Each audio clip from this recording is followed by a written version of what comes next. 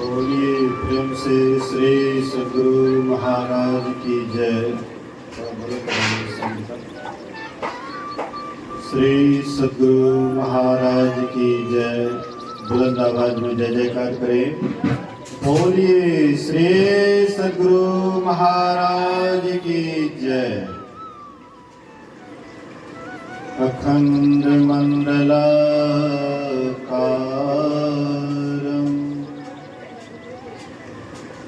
व्याप्तं येन चराचरं तत्पदं दर्शितं येन तस्मै श्री गुरुवे नमः। धन्य धन्य सतगुरु सुखद महिमा कही न जाए। जो कछु कहो तुम्हारी कृपा मोते कछु न बसाए। धर्म में आस्था रखने वाले धर्म प्रेमी सत्संगी बंधुओं, पूजनीय माताओं तथा भक्तिमती बहनों, यहाँ जिस स्थान में हम लोग उपस्थित हैं, किशन चंद्र, लेकिन हमको लगता है कृष्ण चंद्र होना चाहिए। किशन चंद्र अशुद्ध है, कृष्ण चंद्र। देखिए नाम कितना बढ़िया है, कृष्ण चंद्र। भगवान कृष्ण चंद्रवंशी थे। चंद्रवंशी होने के कारण कृष्ण चंद्र भी उसको कहते थे, भगवान कृष्ण को। और जो भगवान कृष्ण महाभारत के युद्ध में गीता ज्ञान दिए, वही ज्ञान अभी हम लोग संतमत सत्संग से सुन रहे हैं। आप कहिएगा कि गीता ज्ञान और संतमत के ज्ञान से दोनों का क्या तालमेल है? अगर आप संतमत के अच्छे सत्संगी हैं और आप ध्यान करते हैं, साधना करते हैं, स्तुति गाते हैं। अभी हम लोग शुरुआत में कुछ भजन के बाद स्तुति गाए। स्तुति में हम लोगों ने क्या कहा? शब्द, क्षेत्र, क्षर, अपरा, परापर और अक्षर पाल में कहते हैं।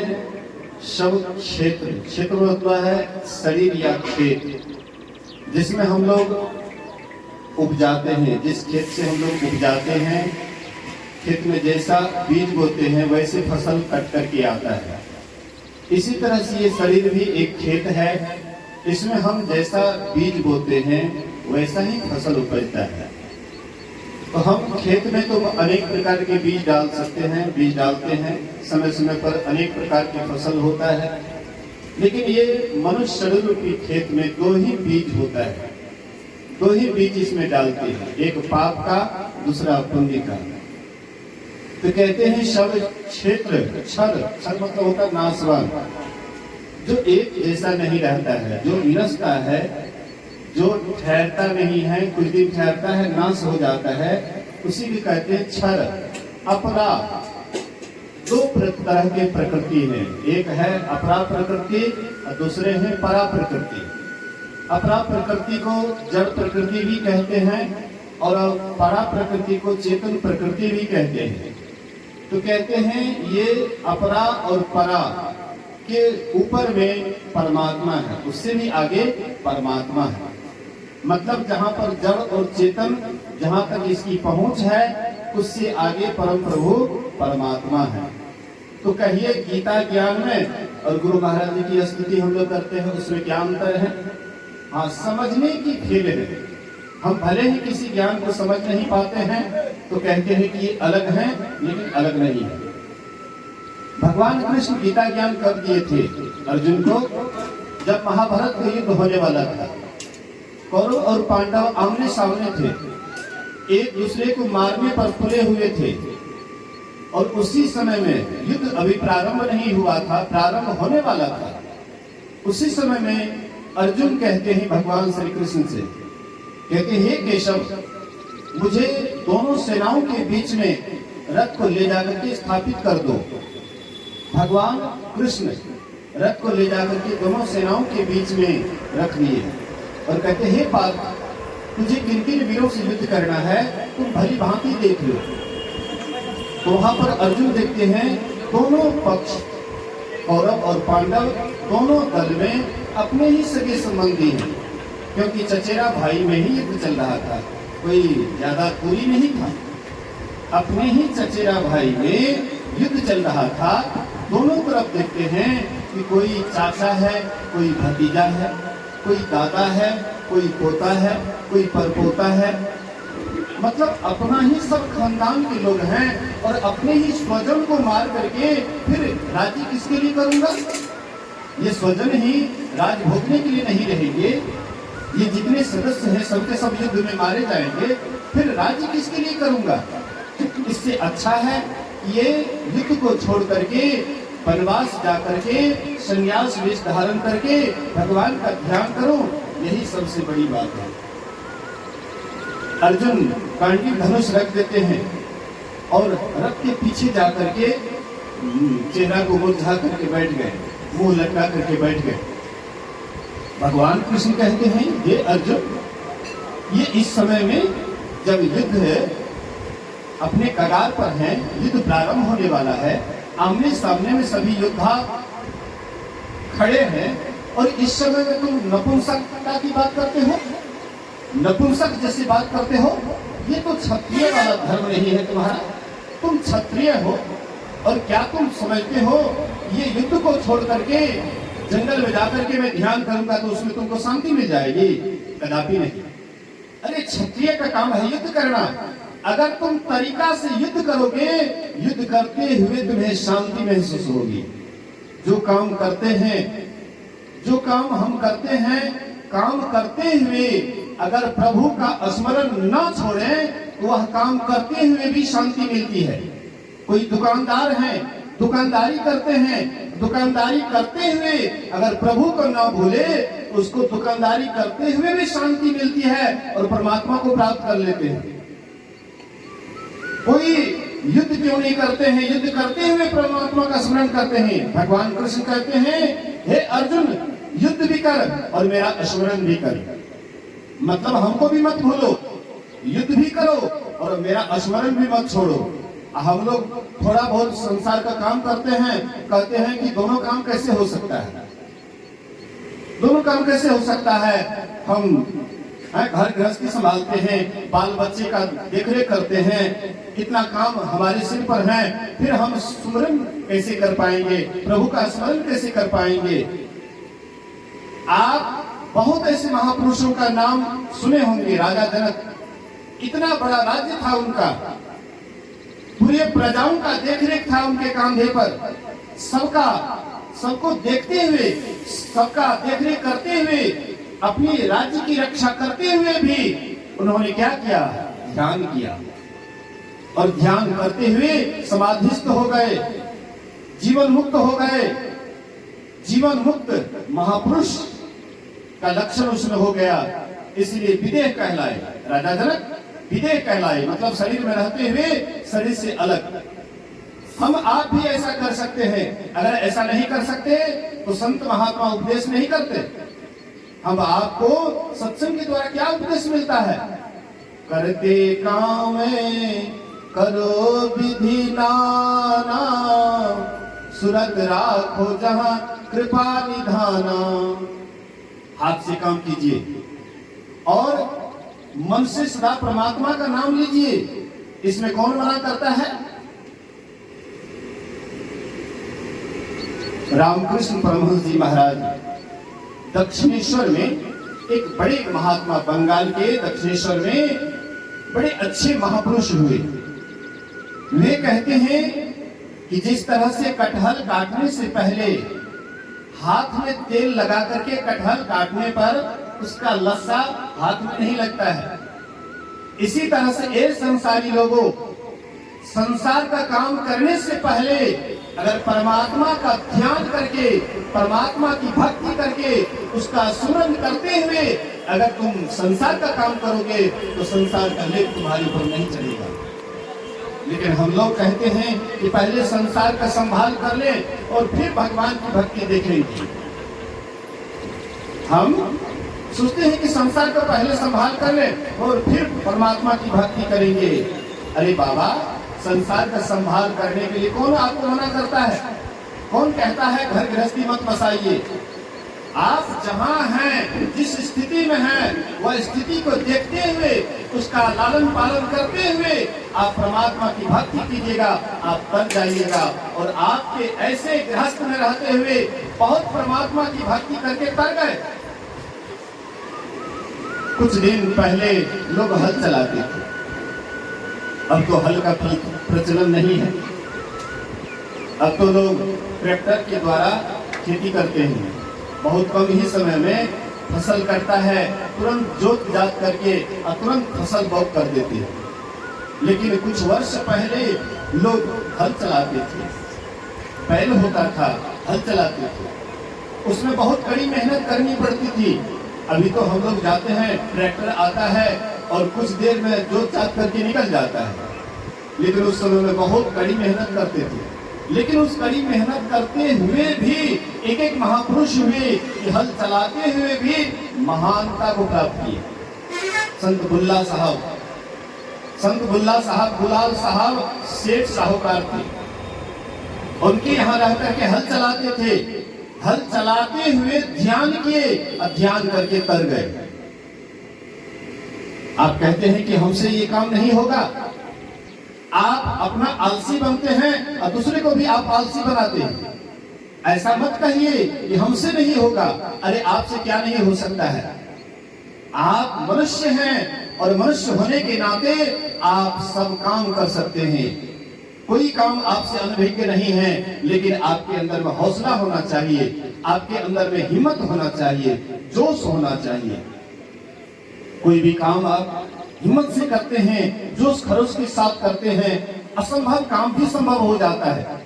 लेकिन जो काम हम ढीले ढाले करते हैं, चाहे भगवान की भक्ति हो या संसार का काम हो, अगर ढीले ढाले करते हैं तो धीरे धीरे हम उसमें सक्सेस नहीं होते हैं और सफलता लेकिन जरूर मिलती है। इसलिए महापुरुष कहते हैं कि सब काम कीजिए लेकिन प्रभु को मत भूलिए, क्योंकि एक दिन प्रभु ही काम आएंगे, संसार को काम आने वाला है नहीं। कितना हो सुंदर पति हो, कितना हो सुंदर पत्नी हो, कितना हो आज्ञाकारी बेटा हो, कितना हो आज्ञाकारिणी बेटी हो, सब आपका एक दिन पीछा छोड़ देगा, साथ छोड़ देगा। लेकिन एक परमात्मा आपका साथ कभी छोड़ने वाला नहीं है। जो आपके पहले भी साथ थे, अभी भी आपके साथ हैं, बाद में भी साथ रहेंगे, उनसे हमको कोई मतलब नहीं रहता है। और जो हमारे पहले साथ नहीं थे, बीच में साथी हुआ है, अब बाद में साथ छोड़ देंगे, उससे हमको बड़ा घनिष्ठ संबंध है। ये संबंध कब तक के लिए? जब तक ये शरीर है। जब तक आप शरीर में हैं, जब तक आप संसार में हैं, तब तक आपको लोगों से प्रेम है। और जैसे शरीर संसार को छोड़िएगा, सब प्रेम यहीं पर रह जाएगा। इसलिए आपका साथ अगर कोई देता है, एक संत सदगुरु संसार में और दूसरी परमात्मा। इसलिए किसी ने कहा है, ये तन्ना साथ देगा, ये मन्ना साथ देगा, सदगुरु बिन जहां में कोई न साथ देगा, जहां में कोई न साथ देगा। ये तन भी आपका साथ छोड़ देंगे। जिस शरीर को हम दिन रात नहलाते हैं, खिलाते हैं, पिलाते हैं, सुंदर सुंदर वस्त्र पहनते हैं, सुंदर सुंदर बढ़िया बढ़िया भोजन करते हैं, जिनको सजाने में पूरा जीवन लगा देते हैं, ये शरीर भी आपका साथ छोड़ देता है। यही शरीर के पीछे ही तो पूरा दुनिया लगा हुआ है। लोगों को फुर्सत क्यों नहीं है सत्संग में आने के लिए? यही पेट के धंधा में इतना व्यस्त है, उसके पास समय नहीं है। लेकिन जब अंतिम समय आएगा तब उसको समय होगा।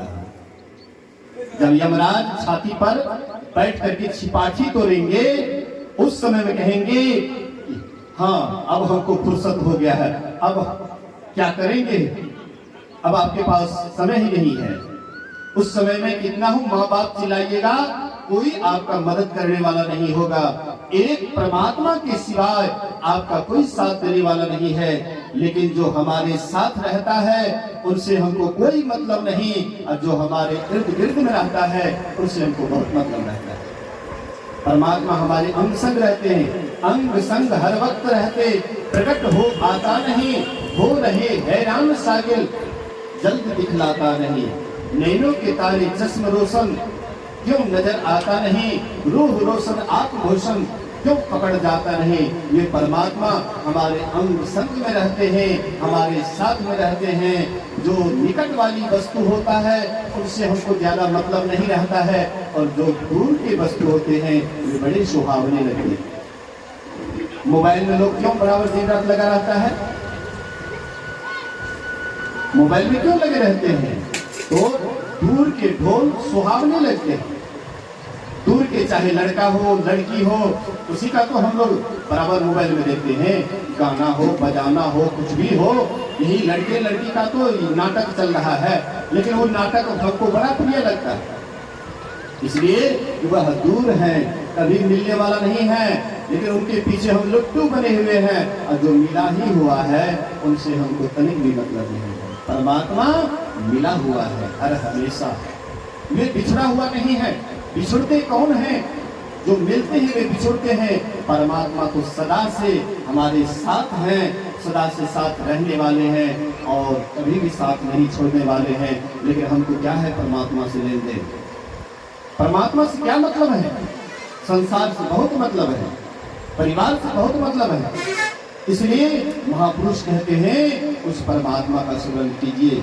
मैं आपको ये नहीं कहता हूं कि संसार को छोड़ दीजिए, सब आदमी सन्यासी बन जाइए, घर द्वार छोड़ दीजिए। अरे बाबा, संसार को नहीं छोड़ना है मत छोड़िए, लेकिन एक दिन शरीर संसार को छोड़िएगा तो संसार छूटेगा कि नहीं छूटेगा। लेकिन आप जहां हैं, जिस स्थिति में हैं, उस स्थिति में रह करके भी तो परमात्मा का सुमरन ध्यान कीजिए, सत्संग भजन कीजिए। लेकिन क्या मतलब है, कहत कबीर हम कहवे करब, और नहीं करब तो हमें की करब। संत महापुरुष आज ही से समझा नहीं रहे हैं। कबीर साहब कहते कहते थक गए, रामानंद स्वामी आए, वे भी कहते कहते थक गए, रविदास जी महाराज आए, वे भी कहते कहते थक गए। लेकिन हम लोग हिलने वाले नहीं हैं, हम लोग संसार को भर पांच पकड़ने वाले हैं। लेकिन ये भर पांच एक दिन छूट जाएगा, कोई आपका साथ नहीं देने वाला है, एक ईश्वर परमात्मा के सिवाय। इसलिए संत कबीर साहब ने बड़ा अच्छा कहा है।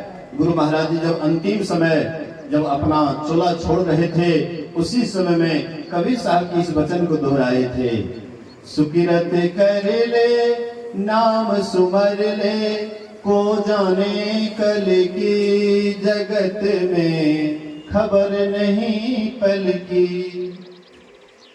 सुकिरत कर ले नाम सुमर ले, को जाने कल की जगत में खबर नहीं पल की। सुकिरत, सु मतलब सुंदर, किरत मतलब कर्म, सुंदर कर्म कर लीजिए, सुंदर कर्म कर लीजिए, नाम का स्मरण कर लीजिए। कौन जानता है कल को, जगत में खबर नहीं पल की। कृष्णचंद्र बाबू बिछावन पकड़े हुए हैं, नहीं कृष्णचंद्र बाबू बिछावन पकड़े हुए, मतलब ये नश्वर शरीर का पहचान परमात्मा दिला रहे हैं। ये शरीर आपका सदा रहने वाला नहीं है, लेकिन बिछावन पकड़े हुए, लेकिन उनका मन गुरु महाराज जी के चरण में जुड़ा हुआ है। गुरु महाराज से बड़ा लगाव है, प्रेम है, मैंने देखा है इसको। हालांकि जब शरीर स्वस्थ रहता है तब हम लोगों को उतना मतलब नहीं रहता है। हाँ, सुख में दुख में सुमरन, कैसे कहते हैं, सुख में सुमरन ना करे, सुख में दुख में सुमरन सब करे, सुख में करे न कोई, और जो सुख में सुमरन करे तो दुख काहे को। कबीर साहब फिर कहते हैं, सुख में सुमरन ना किया, दुख में किया याद, कह कबीर दास को कौन सुने फरियाद। जब हम स्वस्थ रहते हैं, जब हमारा शरीर बिल्कुल दुरुस्त रहता है, तब हमें भगवान से कोई मतलब नहीं रहता। तब हम संसार की विषय वासना में इतना लिप्त रहते हैं कि कौन कहता है सत्संग, कौन कहता है भगवान, कौन कहता है क्या धर्म कर्म, कोई मतलब नहीं रखते। जब दुख आता है तब हम परमात्मा का स्मरण करते हैं। भगवान कृष्ण जब सभी भाई से विदा लेकर के अंत में फुआ कुंती के पास आए और फुआ कुंती से कहते हैं कि फुआ अगर कुछ वरदान मांगना है तो मांग ले, क्योंकि अब मैं यहाँ से जा रहा हूँ, अपना राज्य भी मथुरा को भी तो देखना है, इसलिए कुछ वरदान मांगना है मांग ले। तो फुआ कुंती क्या कहती है, हे कृष्ण अगर तुम कुछ मुझे देना चाहते हो तो मुझे दुख दो, दुख। कहते ये क्या मांग रही है फुआ, जब तुम दुखी थी, वन वन भटक रही थी, तुम्हें कोई आसरा नहीं था, तुम उस समय में दर की ठोकर खा रही थी, अब तुम्हारा बेटा राजा बना, अब तू राजमाता बन गई, अब फिर तुम दुखी मांग रही है। तो बोले कि वाह तुमने बहुत अच्छा कहा, जब मैं दुखी थी, दर की ठोकरें खा रही थी, वन वन भटक रही थी, तू हमारे साथ था, जब भी स्मरण करती तो तू हमारे साथ था। आज मेरा बेटा राजा बन गया और मैं राजमाता हो गई, इसलिए तुम मुझे छोड़ करके जा रहे हो ना। अगर मैं दर की ठोकर खाती तो तू हमारे साथ रहता कि नहीं रहता। इसलिए हे कृष्ण अगर देना चाहते हो तो मुझे दुख दो, दुख, ताकि तुम्हारा स्मरण सदा होता रहे। इसलिए कृष्णचंद्र बाबू को अगर दुख मिला है इसके लिए पश्चाताप नहीं करना चाहिए, बल्कि इससे खुश होना चाहिए कि परमात्मा हमें भगवान की भक्ति करने का एक मौका दिया है, सुमिरन करने का मौका दिया है। शरीर आपका अस्वस्थ होता है लेकिन मन अस्वस्थ नहीं है आपका। आप मन से सदा स्वस्थ रह सकते हैं, मन से सदा प्रभु का स्मरण करिएगा, मन आपका सदा स्वस्थ रहेगा। मन में भी रोग होता है और शरीर में भी रोग होता है। शरीर के रोग को तो सब आदमी देखते हैं, किसी को कोई बीमारी हो जाती है तो अड़ोस पड़ोस के लोग आते हैं, सगे संबंधी आते हैं और सब कोई संतावना देते हैं, की करभ इस शरीर तो क्षण भंगुर छे, अच्छा एक दिना तो छुटिए जेते, अच्छा की करभ कोहना कर धैर्य धारण कर। तो शरीर के रोग को सब आदमी देखते हैं और संतावना देने के लिए आते हैं, लेकिन मन में भी रोग है, इस रोग को तो कोई नहीं देखने वाले हैं। लोग मन के रोग को छिपाते हैं और शरीर के रोग को प्रकट करते हैं। थोड़ा सा माथा दर्द हुआ तुरंत अपने पति से कहते हैं देखिए ना हमारा माथा में दर्द से हम कुछ नहीं कर रहे। बैठने का भी मौका मिल जाता है और तुरंत सुना देते हैं, लेकिन मन में रोग होता है क्या आप सुनाते हैं किसी को? किसी से कहते हैं, छिपाते हैं, तब लोग जान लेंगे क्या कहेंगे। गुरु महाराज कहते थे कि लोगों के मन में कितना कितना विकार है, क्या क्या लोग लेकर के मेरे सामने आता है, अगर मन की बात कहने लगो मेरे पास लोग आना बंद कर देंगे, मेरे पास लोग नहीं आएंगे। अभी संसार में लोग को देख रहे हैं, जितना संपत्ति बढ़ रहा है उतना मनोविकार बढ़ रहा है। इंग्लैंड अमेरिका में जितनी संपत्ति है उतना ही मनोविकार बढ़ रहा है। छोटे छोटे बच्चे हैं उनके अंदर में भी मनोविकार बढ़ रहा है, क्योंकि उनके अंदर में जैसे जैसे बुद्धि का विकास होता है वैसे वैसे मनोविकार उसको सताने लग जाता है। लेकिन ये मनोविकार पर आप कैसे काबू करिएगा, कैसे ऊपर उठिएगा? जब तक आपके अंदर विवेक नहीं होगा, जब तक आप साधना नहीं कीजिएगा, जब तक आप सत्संग में नहीं जाइएगा, जब तक आप एकांत में बैठ करके ध्यान नहीं करिएगा, मनोविकार पर कभी आप विजय नहीं पा सकते हैं। और मनोविकार के ही कारण आपको फिर 84 लाख योनियों में जाना ही पड़ेगा। काम बात कब लोभ अपारा, क्रोध नित पित छाती जारा, प्रीति करौ जो कीनो भाई, उपजई सन्निपात दुखदाई, विषय मनोरथ दुर्गम नाना, ये सब नाम सूर को जाना। मतलब आपके भीतर में विकार भरा हुआ है, आपके भीतर में काम क्रोध आदि विकार से आप भरे हुए हैं, इसलिए सत्संग ध्यान नहीं सुहाता है। हाँ, यही अगर वासनात्मक बात होती, अगर यहीं पर कोई ऑर्केस्ट्रा हो जाता या अष्टजाम में भी लड़की आएगी, आ जाती है नाचते हैं तो वहां पर भी खूब जाम हो जाता है। और सादा बैच में अड़जाम में सादा बैच जाता है, कोई जाता है। पहले कहते थे अड़जाम है से चलो बड़ा बढ़िया गायक याल से सुने ले बड़ा बढ़िया गावे छे। आजकल की कहे छे हैं हे फलना जगह की डांसर है नेपाल वाला बैच ले लड़की बना। चलिए चलो आप अड़जाम जाते हैं सुनने के लिए, आप लड़की को जाते हैं देखने के लिए। आपका व्यू क्या है? डांस देखना। आपका व्यू क्या है? नाच देखना। आप क्या भगवान की तरफ आपका झुकाव है? अरे बाबा नहीं, भगवान की तरफ झुकाव कहाँ है? भगवान की तरफ झुकाव होता तो यहाँ पर बैठने का जगह मिलता। प्रभु का अगर आपके अंदर में प्रेम होता, ये अभी हम लोग सुन रहे थे ना कबीर साहब के वचन को, कहते हैं मैं तो आन पड़ी चोरन के नगर, सत्संग बिना जिया तर से, इस सत्संग में लाभ बहुत है तुरंत मिलावे गुरु से, अमूर्ख जन कोई सार न जाने सत्संग में अमृत बरसे। मैं तो आन पड़ी, मैं अर्थात जीवात्मा, मैं तो आन पड़ी चोरन के नगर। हम लोग चोर के नगरी में आ गए हैं। चोर को कौन सी बढ़िया लगता है? चांदनी रात की अमावस्या की रात। बोलिए श्री सदगुरु महाराज की जय। कौन बढ़िया लगता है बोलिए तो? अमावस्या की रात। चोर जब अमावस्या की रात होती है तो चोर एकदम सवा हाथ कलेजा हो जाता है, आज चलो खूब लूटेंगे। लेकिन पूर्णिमा की रात उसके माथा पर कपार पर वज्र गिर जाता है।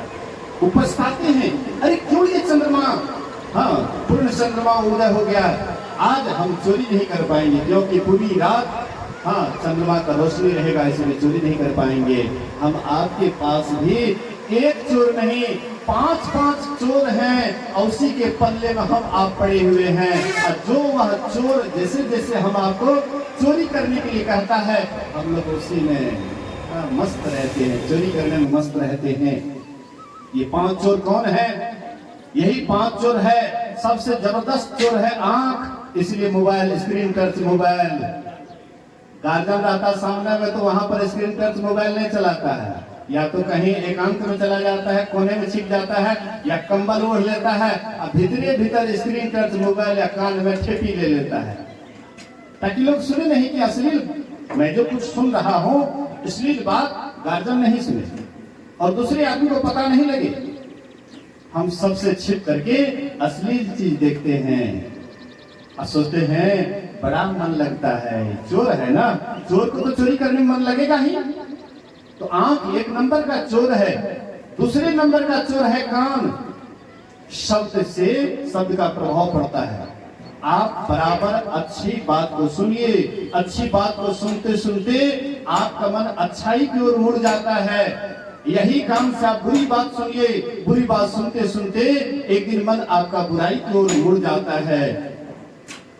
कर लो दुनिया मुट्ठी में। मोबाइल क्या है? कर लो दुनिया मुट्ठी में। आप मोबाइल को जो चीज बराबर देखिएगा और जैसे आप YouTube खोलिए वही चीज जल्दी आपके सामने में आएंगे। बोलिए श्री सदगुरु। जो मोबाइल देखने वाले उनको पता है, स्क्रीन टच मोबाइल जो बराबर चलाते हैं, जो चीज आप बराबर देखिएगा और जैसे YouTube खोलिएगा वही चीज आएगा। अगर आप सत्संग भजन से विशेष लव है, प्रेम है, अगर आप सत्संग भजन बराबर सुनते हैं, आप मोबाइल को ऑन कीजिए, YouTube को ऑन कीजिए, वैसे ही वही सत्संग भजन वाली बात सामने में आएंगे।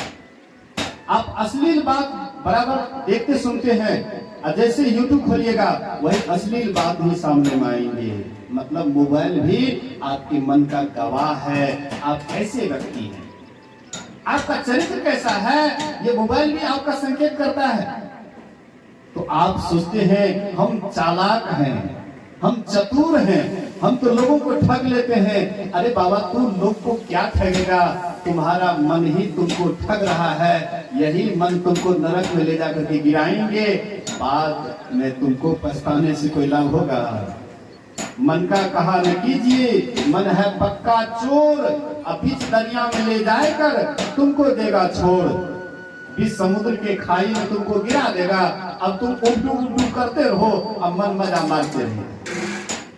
अब उस समय बताइएगा कि हम मन के कहे अनुसार चले, इसीलिए हमारी ऐसी दुर्गति हुई, इसीलिए संभल जाइए।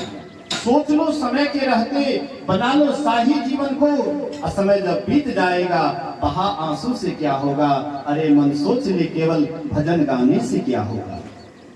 भजन गा रहे हैं लेकिन भजन का रंग हमारे हृदय पर नहीं चढ़ रहा है, हमारे मन पर नहीं चढ़ रहा है, तो वह भजन गाने से क्या फायदा होगा।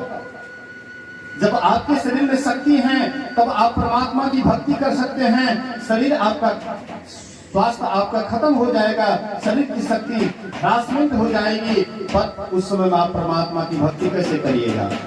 अभी आपका शरीर स्वस्थ है, 1 घंटा आप टस-मस नहीं करिएगा, 1 घंटा आराम से बैठ जाइएगा। ये मत सोचिए कि सुबह में बैठ जाएंगे 1 घंटा, हाँ 10 मिनट 15 मिनट 20 मिनट समय को बढ़ाते बढ़ाते आप 1 घंटा बिना हिले डुले आप ध्यान कर सकते हैं, साधना कर सकते हैं। लेकिन जिसका शरीर लूट हो गया है, बुढ़ापा आ गया है, शरीर में गठिया पकड़ लिया है, सैटिका धर लिया है, गर्दन जकड़ लिया है, वो कहीं भी 1 घंटा ध्यान से हम बैठे, क्या उनसे हो सकता है। कहते हैं नर्तन के बाद मान बढ़ाई, भक्ति करो तो जवानी में। हम लोग सोचते हैं कि जवानी में जो विषय वासना, हाँ जिधर जाना है खूब विषय वासना की तरफ दौड़े, जब बुढ़ापा आएगा ना तब भगवान की भक्ति करेंगे। वाह भाई, भगवान को ठगना चाहते हैं। नर्तन के बाद मान बढ़ाई, भक्ति करो तो जवानी में। गई जवानी आई बुढ़ापा, अकल गई तो चुल्हानी में। अब प्रभु जी के आगे न चली है भैया कोनो बहनिया ना, अरे भैया ऐसा समैया न पेबो, माना माना बचनिया ना। इसलिए कबीर साहब कहते हैं मैं तो आन पड़ी चोरन के नगर, सत्संग बिना दिया तर से। इस सत्संग में लाभ बहुत है, तुरंत मिलावे गुरु से। मूर्ख जन कोई सार न जाने, सत्संग में अमृत बरसे। सत्संग में अमृत की बारिश होती है। आप कहिएगा कि अमृत की बारिश होती है, हम लोग कहाँ देखते हैं। जो इस अमृत के रहस्य को जान जाते हैं वही अमृत पान कर पाते हैं, और नहीं तो सुधा बरस गई दो दल माही, जिए भालो कपे निश्चर नाही। बोलिए श्री सद्गुरु महाराज की जय। सुधा मतलब क्या होता है? अमृत।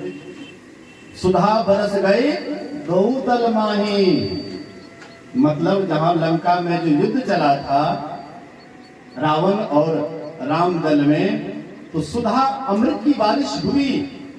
लेकिन जिए कौन? वह अमृत कौन पिए?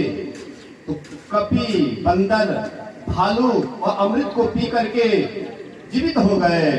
लेकिन निश्चर नहीं, जिनके अंदर में ये निश्चर रहता है, राक्षस वृत्ति रहती है, जिनके अंदर में काम क्रोधादि विकार ही दिन रात सताते रहता है, जो काम क्रोध के ही दिन रात अधीन रहते हैं, ऐसे निश्चर के अंदर ये अमृत कभी भी नहीं जाता है। संतों की वाणी ही असली अमृत है। संत वचन वह सुधा, देव जिसके सदा भिखारी। संत वचन वह अमृत है नर प्रधान अधिकारी। मृत संजीवन बन जाता, जिससे संजीवन रज है। संत वचन वह राम बाण वेशज है। कौन बताए संतों की वाणी में कितना बल है। देवर्षि दासी से देवर्षि बन गए, जीवन हुआ सफल है। उसी संत की वाणी में निज प्रभाव प्रकटाया, दैत्य वंश में देवोपम प्रहलाद प्रकट हो आया। एक संत की वाणी को माने अंगुलीवाल डाकू, वे भी महात्मा हो गए। मतलब कहने का आशय, संत महापुरुष कहते हैं कि संतों का वचन ही अमृत है। जो इस अमृत को पान करते हैं वे अमर हो जाते हैं, और जो इस अमृत को नहीं पान करते हैं, अमृत पान मतलब आपके अंदर में श्रद्धा विश्वास संतों की वाणी के प्रति होना चाहिए। महर्षि शाही स्वामी जी महाराज कहते थे, एक बुढ़िया दही बेचती थी। एक बुढ़िया दही बेचती थी, तो किसी ने पूछा, नवयुवक ने पूछा कि बूढ़ी मारी दही कैसा लगता है। कहते बेटा गुड़ मिला के खाओगे बड़ा मीठा लगेगा। नहीं कैसा लगता है, ये भी कहने वाली बात है, लेकिन गुड़ मिला के खाओगे बड़ा मीठा लगेगा। इसी तरह से संतों का वचन भी अगर श्रद्धा और विश्वास को मिला करके हम लोग पान करते हैं तो यही अमृत हो जाता है। अगर इसको हम लोग श्रद्धा विश्वास नहीं है संतों के वचन में, सत्संग में हमें श्रद्धा विश्वास नहीं है, हमें और चीज में श्रद्धा विश्वास है, विषय वासना में श्रद्धा विश्वास है, लेकिन संतों के वचन में श्रद्धा विश्वास नहीं है, तो फिर अमृत पान बरसते हुए भी, अमृत का बारिश होते हुए भी आप अमृत पान नहीं कर पाएंगे, और जिसका कारण होगा आप 84 लाख योनियों में चले जाएंगे। भगवान राम कहते हैं आकर 4,84,000 जोनि भ्रमत यह जीव अविनाशी, फिरत सदा माया कर प्रेरा, काल कर्म स्वभाव गुण घेरा, कब हुक करी करू नानर देहि, देते ईश बिनु हेतु स्नेही। ये जीव 84 लाख योनियों में भटक रहा था, नाना प्रकार के जीव में जाते आते जन्म मरण के चक्र को सहते सहते जब परमात्मा से नहीं रहा गया, तब परमात्मा कब हुक करी करुणा नर देहि। वे परमात्मा और कारण दया करने वाले परमात्मा तब ये जीव को मनुष्य का शरीर दिए। मनुष्य शरीर क्या है? एक मौका है, सुधरने का एक मौका है, लेकिन हम लोग क्या करते हैं इस शरीर में आकर। बोलिए श्री सद्गुरु महाराज की जय। तो ये शरीर में आकर के हम लोग ये मौका का फायदा नहीं उठा करके उल्टे ही इसका दुरुपयोग करते हैं। दुरुपयोग करने के बाद परमात्मा फिर क्या करेंगे? फिर 84 लाख योनियों में भेज देंगे। कुत्ता, बिल्ली, सांप, छुछुंदर, कीड़ा मकोड़ा बनते रहिए और 84 लाख योनियों में भटकते रहिए, फिर परमात्मा आपके पर दया नहीं करेंगे। इसलिए संत महात्मा जो कहते हैं उस बात को हम लोगों को मान करके चलना चाहिए, उसके अनुकूल अपने व्यवहार को लाना चाहिए और अपने जीवन को उस वचन के अनुसार धारण करना चाहिए। अगर हम संतों के वचन को धारण करेंगे, उनके वचन को मान करके चलेंगे, अपने जीवन में उतारेंगे।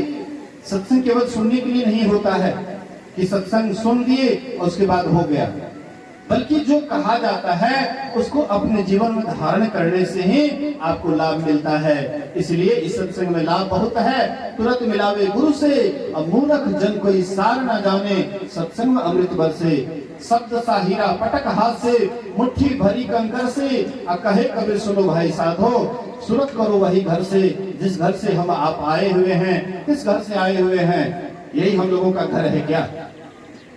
यही घर है, लेकिन हम लोग मान तो रहे यही घर है, और घर का ख्याल तनिक भी नहीं आता है। जो असली घर है उसका ख्याल नहीं आता है। झूठे सुख को सुख कहे, मानत है मन मोर, जगत चबेना काल को, कुछ सांझ कुछ भोर। झूठे सुख को हम सुख कहते हैं। तन सुख, मन सुख, इंद्री सुख, सब दुख। कैसे? जैसे किसी को दिनय हो गया है, खुजली की बीमारी हो गई है, और जिस समय हम खुजलाते हैं तो कितना बढ़िया लगता है। दिनय को या खुजली को खुजलाने में कितना बढ़िया लगता है, बड़ा उस समय अच्छा लगता है।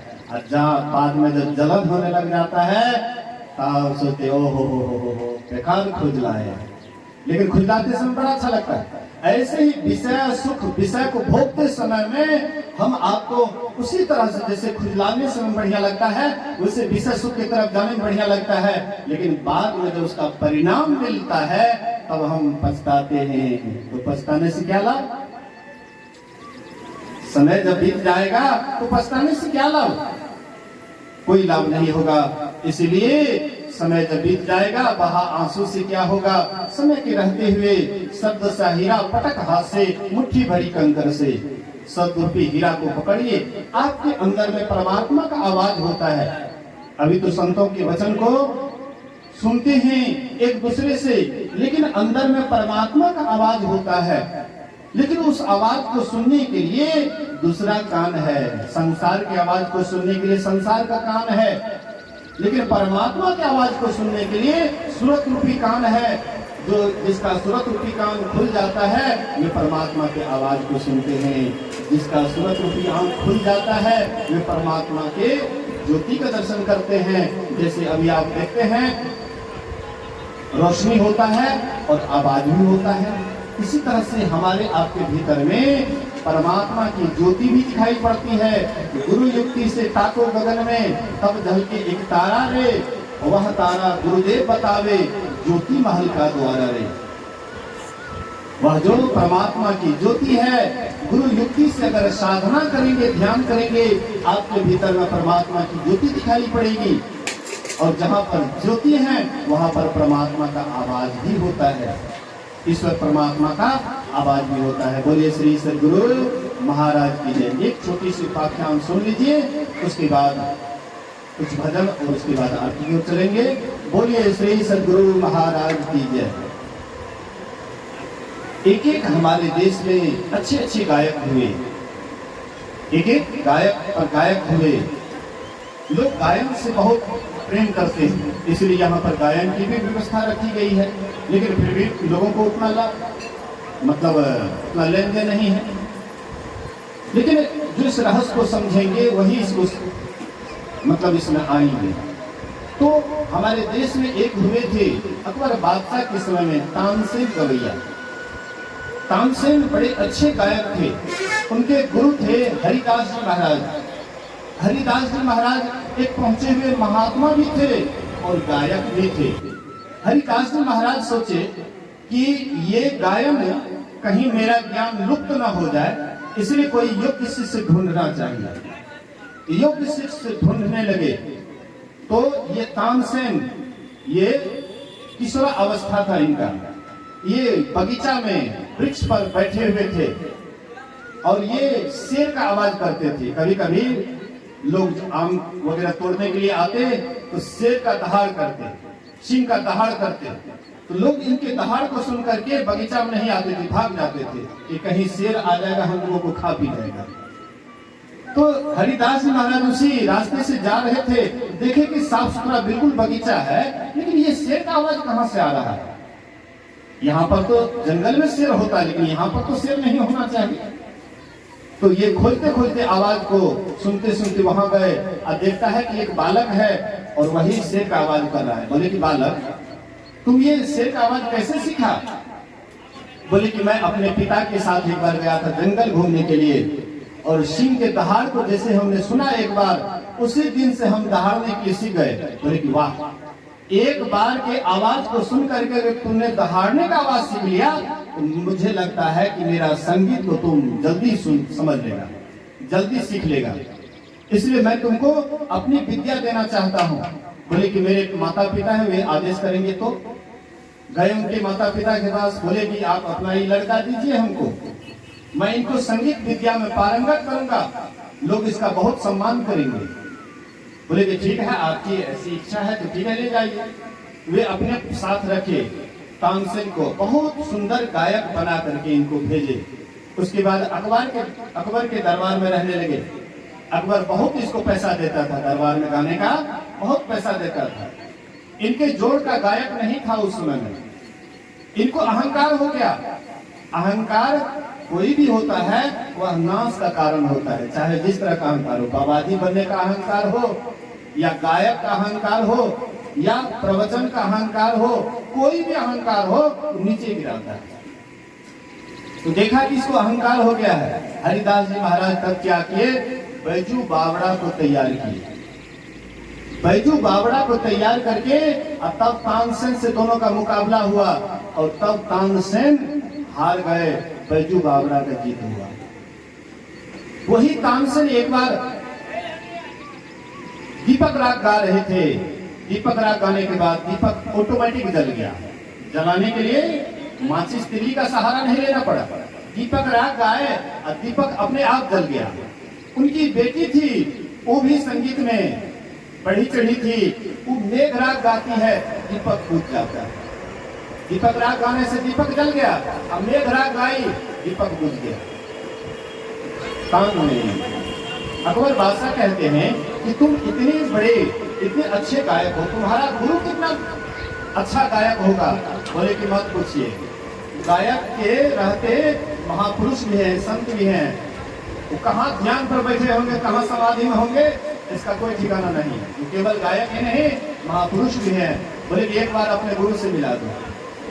बोले कि अगर हमारे गुरु जान जाएंगे कि तुम पैसे के लिए किसी का नौकरी बजाते हो तो गुरु महाराज हमको डांटेंगे, इसलिए तुम हमारा चेला बनो, मैं तुम्हारा उस्ताद, तब अपने गुरु के पास मैं तुमको ले जा करके गुरु का मतलब जो है भजन सुना सकता हूँ, गायन सुना सकता हूँ। अकबर बादशाह गायन के लोग भी कहते ठीक है, मैं तुम्हारा शिष्य बनकर तुम मेरा गुरु बन जाओ। तानपुरा लेकर के अकबर बादशाह पीछे पीछे आगे आगे तानसेन गए। एक नदी के किनारे हरिदास जी महाराज ध्यान की मुद्रा में बैठे हुए थे, ध्यानस्थ। तानसेन सोचते हैं कि कहीं गुरु महाराज के ध्यान को भंग करूंगा, गुरु महाराज गुस्साएंगे, डांटेंगे, फटकारेंगे, इसलिए बगल में बैठ गए और तानपुरा ले लिया, गाना शुरू कर दिया। गाने में जानबूझ करके गलती कर दी, जानबूझ करके गलती कर दिए। हरिदास जी महाराज का आंख बंद ही है। बोले कि बेटा ऐसे नहीं गाया जाता है, लाओ तानपुरा, आंख बंद है, लाओ तानपुरा, हाथ पकड़ाओ। हाथ में पकड़ा दिया तानपुरा। ये जब गाने लग गए हरिदास जी महाराज, उनके गायन को सुन करके अकबर बादशाह बेहोश हो गए, होश में नहीं रहा। इतना उनके स्वर से इतना मतलब मधुरता थी, इतना आकर्षण था, वे बेहोश हो गए। अब सोचिए, एक गायक के आवाज को सुन करके लोग बेहोश हो जाते हैं, क्या परमात्मा के आवाज को सुन करके कोई होश में रह सकते हैं? परमात्मा के अंदर कितना मिठास है, वे गायकों के गायक हैं, उनसे बढ़कर के कोई गायक हो सकता है क्या? लेकिन ये गायक इधर के आवाज को, इधर के गायन को सुनाते हैं, अब परमात्मा भीतर वाला गायन करते हैं, अंदर में गायन करते हैं, और उसको सुनने के लिए आपका अंदर वाला आंख चाहिए, अंदर वाला कान चाहिए, सूरत का कान चाहिए। नहीं कहते हैं सुरती के डोरिया गगन बीच लागल, लागी के लिए गुरु से सने है, खाली भजन है। भीतर में ये घटना घटती है, इस तरह का घटना भीतर में घटती है। गुरु से स्नेह तब लगता है जब सूरत का डोर गगन बीच लग जाता है। गगन का बीच क्या है? दोनों आंखों के बीच में मध्य है अंतराकाश। ये अंतराकाश में जिसकी दृष्टि टिक जाती है, उसी का गगन में सूरत लग जाता है। तब परमात्मा रूपी गुरु से उनको स्नेह हो जाता है, और तब परमात्मा की आवाज को सुन करके परमात्मा के पास चले जाते हैं। उसी का जीवन सार्थक और सफल होता है। बात बाकी हम आप जब तक उस आवाज को नहीं सुनेंगे, अंतर साधना नहीं करेंगे, तब तक आवागमन के चक्र में पड़े रहेंगे। इन बात को सुनिए, समझिए और अपने जीवन में उतारने का कोशिश कीजिए। बोलिए प्रेम से श्री सद्गुरु महाराज की जय। 11 बज चुका है, कुछ भजन होगा, उसके बाद आरती की ओर चलेंगे। सब आदमी थोड़ा धैर्य धारण करके रहेंगे। कुछ विलंब से सत्संग प्रारंभ हुआ था, इसलिए कुछ भजन के बाद आरती होगी। बोलिए प्रेम से श्री सद्गुरु महाराज की जय।